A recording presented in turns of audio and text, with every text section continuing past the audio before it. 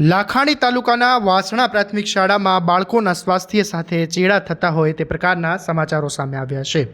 લાખણી તાલુકામાં આવેલી વાસણા પ્રાથમિક શાળામાં સરકાર દ્વારા બાળકોને આપવામાં આવતું સંજીવની દૂધ વિવાદમાં આવ્યું છે। શાળામાં વિતરણ કરવામાં આવતી દૂધની થેલીઓ સંદર્ભે ગંભીર આક્ષેપો થઈ રહ્યા છે।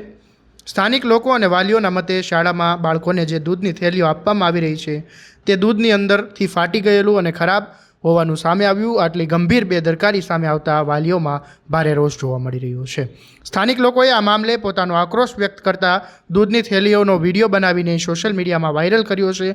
લોકોનો સીધો સવાલ છે કે જો આ દૂધ પીવાથી બાળકો બીમાર પડશે તો તેની જવાબદારી કોણ લેશે? તંત્ર દ્વારા બાળકોના સ્વાસ્થ્ય માટે જે સંજીવની દૂધ આપવામાં આવે છે તે જ જો જીવલેણ સાબિત થાય તો બેદરકારી કોની તે તપાસનો વિષય છે। શું તંત્ર આ બાબતે કોઈ કડક કાર્યવાહી કરે છે કે પછી બાળકોના સ્વાસ્થ્ય અને ભગવાન ભરોસે છોડી દેવામાં આવે છે? દરેક અપડેટ માટે તમારા સંવાદને ફોલો અને સબસ્ક્રાઇબ કરી દેજો અને આ વિડીયોને શેર કરવાનું ભૂલતા નહીં।